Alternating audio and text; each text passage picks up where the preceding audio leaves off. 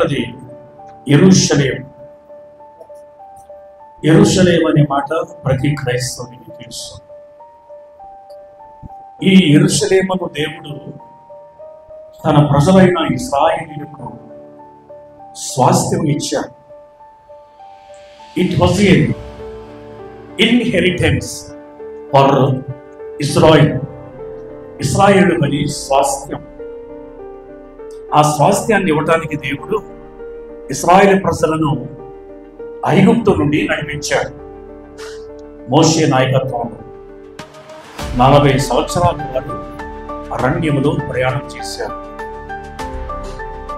తర్వాత మోషే చనిపోయిన తర్వాత యెహోషువ నాయకత్వంలో యొర్దాను నదిని దాటి ఆ ప్రక్కన ఉన్నటువంటి శత్రు దేశాల మీద యుద్ధాలు చేసి యెరికో లాంటి బలమైన పట్టణాలు కూడా కొల్లగొట్టి ఆ భూభాగానంతటిని కూడా స్వాధీనం చేసుకున్నారు. దేవుడు ఆ భాగాన్ని దేవుడు తన ప్రజలైన ఇశ్రాయేలుకు ఇచ్చాడు.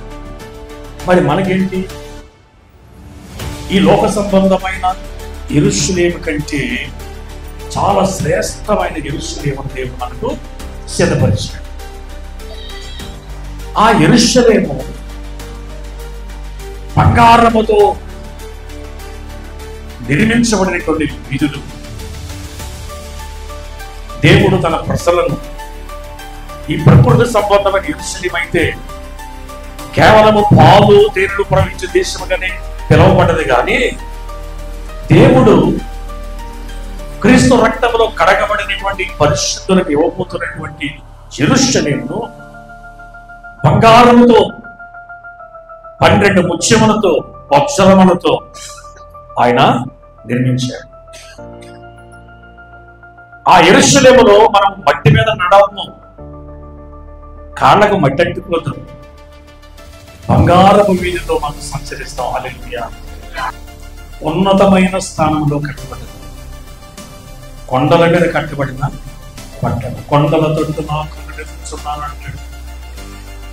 61 గీతలో నేను ఎక్కలేని ఎత్తైన కొండ మీద దిక్కించంటాడు. యెరూషలేము కొండ. ఆ కొండ భక్తి జీవితానికి, ప్రార్థనా జీవితానికి సాదృశ్యంగా మనకు కనబడుతుంది. విశ్వాసులు దేవుని కొరకు జీవించినప్పుడు ఎత్తైన శిఖరానికి పెడతారు. ఉన్నతమైన స్థానానికి దేవుడు వాడిని తీసుకువెడతాడు. వాడి పేరు ప్రఖ్యాతలు దేవుడు మారుమరుగునట్లుగా చేస్తూ ఉంటాడు. యెరూషలేము పరిశుద్ధ పట్టణం. యెరికో అనేది శాపగ్రస్తమైనది కాదు, అది దేవుని పట్టణం. దేవుడు కోరుకున్నాడు. దేవుని మందిరం అక్కడ ఉన్నది, దేవుని ప్రజలు అక్కడ ఉన్నారు. యెరూషలేము పక్షంగా దేవుడు యుద్ధము చేస్తూ ఉంటాడు. హల్లెలూయా. మనము నిజమైన యెరూషలేముగా ఉండాలంటే మనము ఆత్మీయ జీవితాన్ని కలిగి ఉండాలి. అలాగే ఆత్మీయ జీవితాన్ని ఎప్పుడైతే మనం కలిగి ఉంటామో దేవుడు మన పక్షంగా ఉండి యుద్ధం చేస్తాడు సైతాను మీద. హల్లెలూయా. తర్వాత రెండవది, సమీపించినప్పుడు ఒలీవల చెట్ల కొండ దగ్గర అని ఉంది. ఒలీవల చెట్లు ఉన్నటువంటి కొండ, దానికి ఒలీవల కొండ అని పేరు. ఏ కొండ అని పేరు? ఈ కొండ దిగువ భాగంలోనే గెత్సేమనే తోట ఉంది. గెత్సేమనే తోట అంటే మనకి ఏం గుర్తొస్తుంది కదా? ఆయన ప్రార్థన చేసినప్పుడు ఏం జరిగింది? తోటలో ఆయన ప్రార్థన చేసినప్పుడు ఏం జరిగింది? ఆయన చెమట రక్తము బిందువుల వలె ఈ తోట, ఈ కొండ దగ్గరే, ఇక్కడే ప్రభువుని పట్టుకున్నాను, బంధించారు. తర్వాత ఈ ఒలీవల కొండ మీద నుంచి యేసుక్రీస్తు ప్రభు పరలోకానికి వెళ్ళిపోయాడు. దేవుని స్తోత్రం చెప్పండి. ఒలీవల కొండ. లేఖనాలు చెప్తున్నాయి మరలా యేసయ్య ఆ కొండ మీదకి దిగి వస్తాడట. కనుక ఇంతటి చరిత్ర ఈ కొండకి ఉన్నది. పోతే ఒలీవల చెట్లు ఇశ్రాయేలు దేశంలో విస్తారమైనవి, అవి చాలా శ్రేష్టమైనవి. ఒలీవల కాయలు, ఒలీవల పండ్లు, ఒలివ నూనె ప్రపంచంలో చాలా విలువైన నూనె దేనికి సాదృశ్యంగా ఉంది? ప్రార్థనకు సాదృశ్యంగా ఉంది, పరిశుద్ధాత్మకు సాదృశ్యంగా ఉంది. హల్లెలూయా. కనుక ప్రతి విశ్వాసి, ప్రతి క్రైస్తవుడు కూడా పరిశుద్ధాత్మ శక్తిని పొందాలి, ఈ తైలాభిషేకాన్ని పొందాలి. ఒలీవల నూనె, ఒలీవల కొండ. ఈ కొండకు సమీపంలోనే బేతనియ, బెత్పగే అనే గ్రామాలు ఉన్నాయి. బేతనియ అనేటడికి మనకు గుర్తొచ్చేది మరియా, మార్తా, లాజరు గుర్తొస్తాయి. తర్వాత యేసు ప్రభువు బేతనీకి వెళ్తూ ఉండేవారు. దాని సమీపంలోనే బెత్పగే అనే ఊరు ఉంది.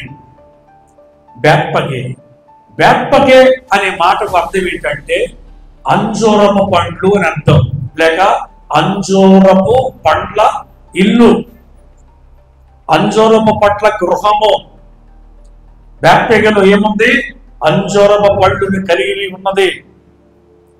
ప్రతి ఆత్మీయ జీవితము ఈ అంజూరపు పండ్లను కలిగి ఉండాలి.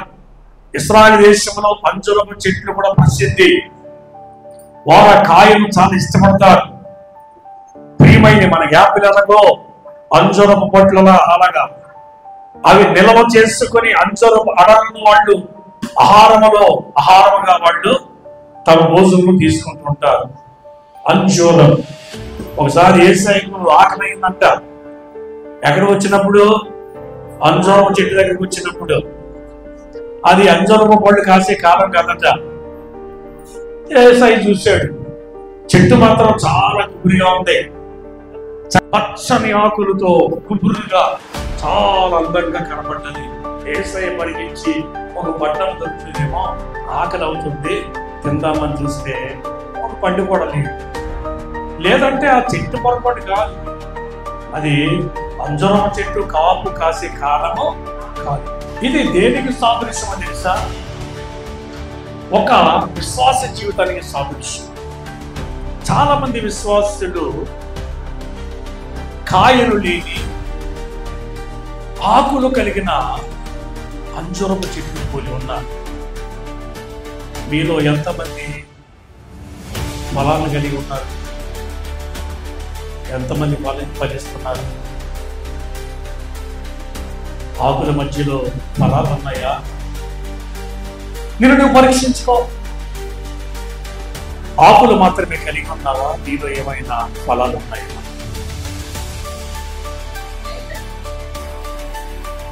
మొదటి కీర్తనలో 2వ చరణంలో ఏంటో తెలుసా? అతడు నీతి కాదవల యోరం నాటబడినదని ఆకు వాడక తన కాలమందు ఫలమిచ్చు చెట్టు అని, తన కాలమందు ఫలమిచ్చు చెట్టు అని. నీటి కాలువ, అవి పరిశుద్ధాత్మ కాలువ, దేవుని వాక్యమనే కాలువ. రక్షించబడ్డ విశ్వాసి వాక్యముతో సహవాసం కలిగి ఉన్నారు, పరిశుద్ధాత్మలతో సహవాసం కలిగి ఉన్నారు. పరిశుద్ధాత్మలతో, వాక్యముతో, సహవాసముతో ఎప్పుడైతే నీవు ఫెలోషిప్ కలిగి ఉంటావో నీ జీవితం ఎలాగో తెలుసా? లోపల సాగుతుంది కదా, 3 కొమ్ములు 6 పువ్వులు, 3 అనంట 6 కాయలు. ప్రకటన గ్రంథం 22వ అధ్యాయం చూస్తే ఒక నది ఉన్నది, జీవనది. దాని ఇరువైపులా జీవవృక్షం ఉండెను. అది నెలకు 12 కాపులు కాయించుంది. నెలకి ఎన్ని కాపులు అంటది? 12 కాపులు. ఒక కాపు కాదు. ఎవరి జీవవృక్షం? ప్రభువైన యేసే. కానీ యేసు స్థానంలో ఆయన నిన్ను నిరూపించాడు. నువ్వు ప్రతి నెల ఫలించాలి, ప్రతి నెల దేవుని కోసమై ప్రయాసపడాలి, పువ్వులు పూయాలి, కాయలు కావాలి. సొలొమోను నా ప్రియుడు నా ఉద్యోగానికి ఏతించుచున్నాడు, ఇదిగో నా గుమ్మం మీద, నా ద్వారబంధముల మీద పండివి పచ్చివి విరలాడుచున్నవి, అతను వచ్చి తనకిష్టమైన పండ్లను భుజించునగాక అంటది. అది కాపు కాలమా కాదనేది కాదు ముఖ్యం. ప్రతి కాలములో కూడా చెట్టు ఏం చేస్తుందంట? కాస్తుందంట, ఫలిస్తుందంట. ఇది ఆత్మీయ జీవిత లక్ష్యం. నెలకు 12 కాదు. మాస్టర్ గారు ఉన్నారు చల్లపేటలో, ఆయన తమ్మినేని రఘుబాబు మన పత్రికలో ఆయన కవిత్వం రాస్తూ ఉంటాడు. కవి ఆయన నన్ను చాలా ఇష్టపడుతూ ఉంటాడు. ఆయన ఏ కార్యక్రమం చెప్తూ నన్ను పిలుస్తూ ఉంటాడు. ఆయన సంఘాన్ని ఎంతగా ఎంకరేజ్ చేస్తాడంటే, సంఘములో కష్టజీవులే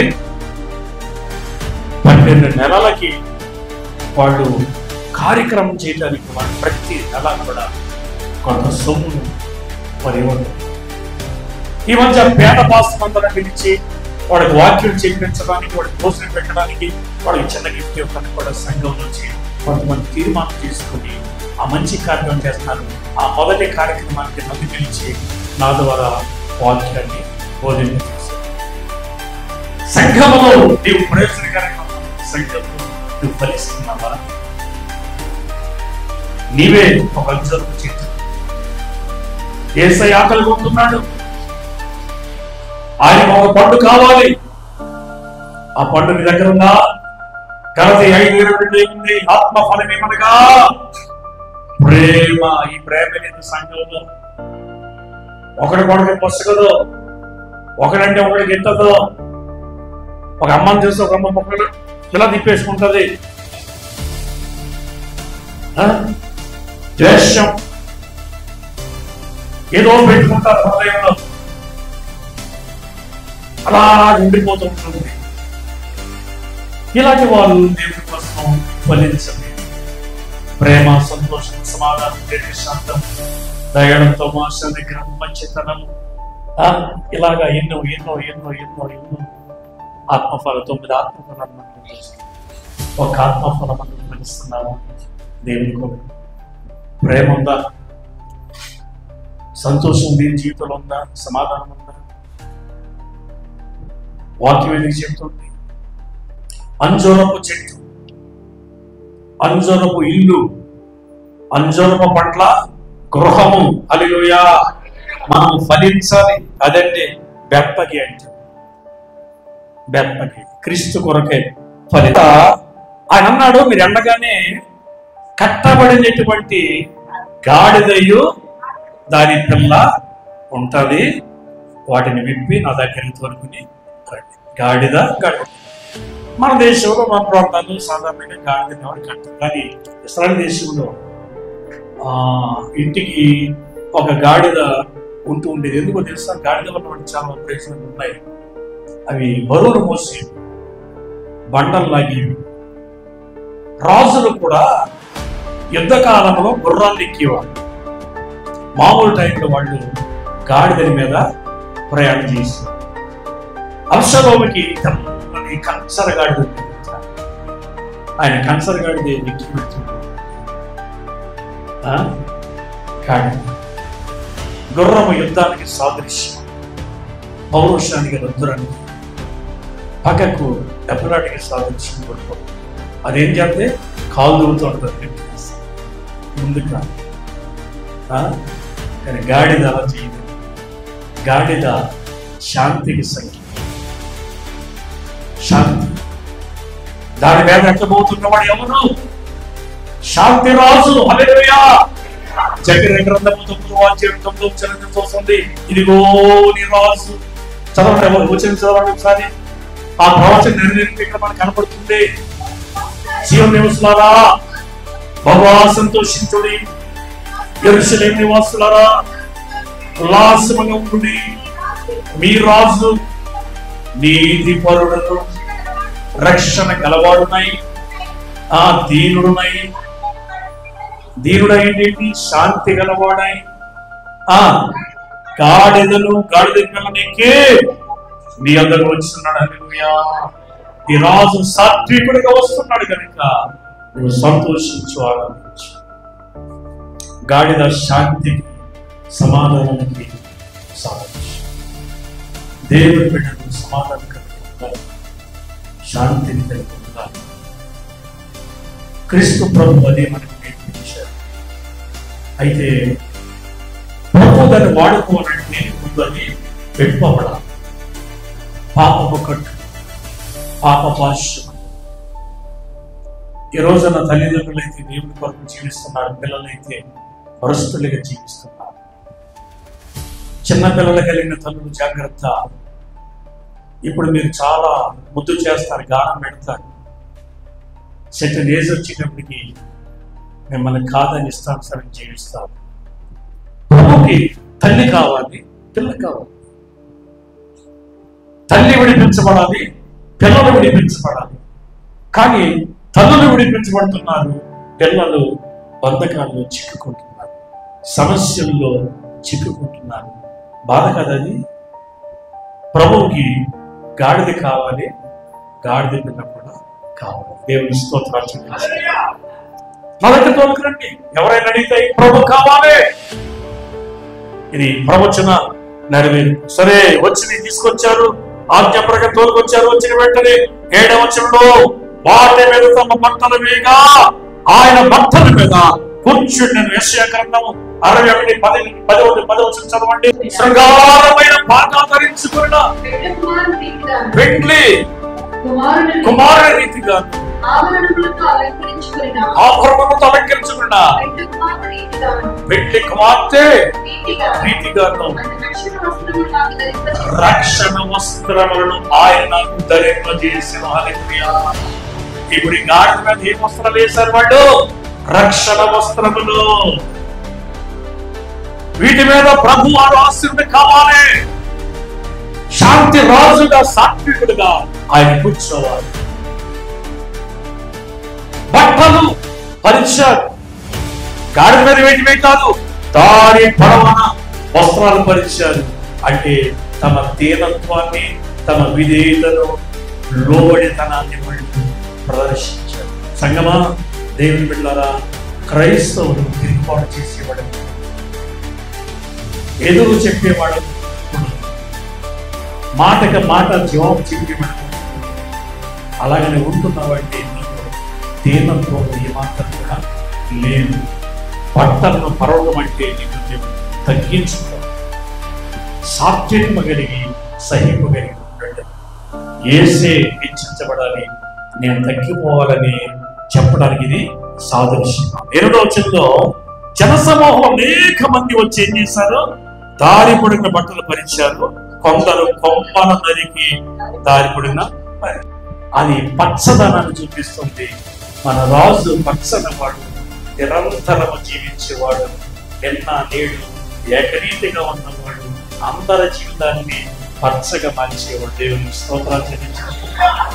మన హృదయాన్ని మాత్రమే యేసయ్యకు సమర్పించారు. తర్వాత హోసన్న జయం జయం, దావీదు కుమారునికి జయం అన్నారు.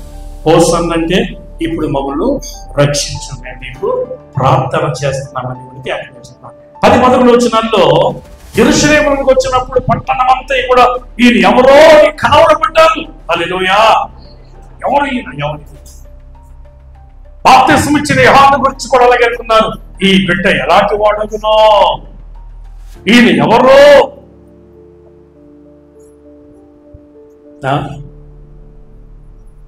నాకు తెలిసి ఒక గోల్డ్ మెడలిస్ట్, అన్నిటిలో మంచి ర్యాంక్స్, స్కూల్కి కాలేజీకి ఫస్ట్. అబ్బో వీడు గొప్పవాడు అయిపోతాడు, వీడు డిస్ట్రిక్ట్ కలెక్టర్ అయిపోతాడు అనుకుంటే చివరికి ఎందుకు పనికిరని పోరబోగులకు తయారైపోయాడు. అంత గోల్డ్ మెడలిస్ట్ అయిపోతాడు.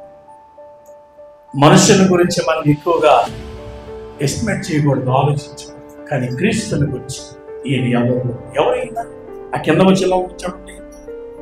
జనసమూహం ఈయన గలిలయలోని నజరేతు వరకు ప్రాప్తని యేసనే చెప్పుకున్నది. నజరేతు ఎందుకు లేనిది? గ్రామం నజరేతు. అతను అంటాడు, నజరేతు నుంచి మంచిది ఏదైనా రాగలదా అన్నాడు. వచ్చి చూడు అన్నాడు ఫిలిప్పు. అవును, ఆ నజరేతుల నుంచి పచ్చని ఒలీవల కొమ్మ లేచింది. అదే మొద్దు నుండి, దావీదు మొద్దు నుండి చిగురు పుట్టింది. దేవునికి స్తోత్రం. ఎప్పుడైతే నజరేతును యేసు వచ్చాడో ఆ నజరేతు ఇప్పుడు వదిలి వచ్చింది. ప్రపంచమంతా కూడా ఈ నజరేతు ఇప్పుడు ఉందో లేదో కానీ ఈ నజరేతు గురించి చెప్పుకుంటుంది, క్రైస్తవ లోకం చెప్పుకుంటుంది. ఈయన ప్రవక్త కంటే యేసు ప్రవక్త మాత్రమే కాదు, ప్రవక్త కంటే గొప్ప దేవుని కుమారుడు, దేవుని స్తోత్రం. అంతటి గొప్పవాడు ఆయన. ఏదో మేఘమెక్కి రాలేదు, గొర్రెకి రాలేదు, కానీ సామాన్యమైన గాడిద తల్లికి వచ్చారు. ఈ రోజున మనము సమాజంలో సామాన్యమైన ఎన్నిక లేదు, ఎందుకు పనికి, కానీ మనం ఎవరికి అవసరమయ్యాము? ఏసుకు అవసరం. ఆయన మనం ఎన్నుకున్నాడు, మనతో సహవాసం చేయడానికి, మనతో ప్రయాణం చేయడానికి ఆయన ఇష్టపడుతున్నాడు. కనుక మనం ఎక్కడికి వెళ్ళినా యేసును మోసుకుంటూ వెళ్ళాలి. హల్లెలూయా, హల్లెలూయా. శుభాకాంక్షలు మీకు అందరికీ తెలియజేస్తూ ఈ మాటలు ముగిస్తున్నాను. దేవుడి మిమ్మల్ని దీవించి ఆశీర్వదించిన కాక. చిన్న ప్రార్థన చేసుకున్న పరమ తండ్రి, మీకు స్తోత్రాలు. ఇచ్చిన సందేశాన్ని పెట్టుకున్నాను. చక్కని విషయాలు, ఆత్మీయ సత్యాలు మీరు మాకు బోధించారు. నేను విన్నాను, ఆనందించాను. మా జీవితాల్లో ఫలించడానికి సహాయం ఇచ్చి జరిగే కార్యాన్ని దీవెనకరంగా జరిగించండి. యేసు నామములో ప్రార్థన చేయించున్నాము తండ్రి. దేవునికి స్తోత్రం. హల్లెలూయా, హల్లెలూయా.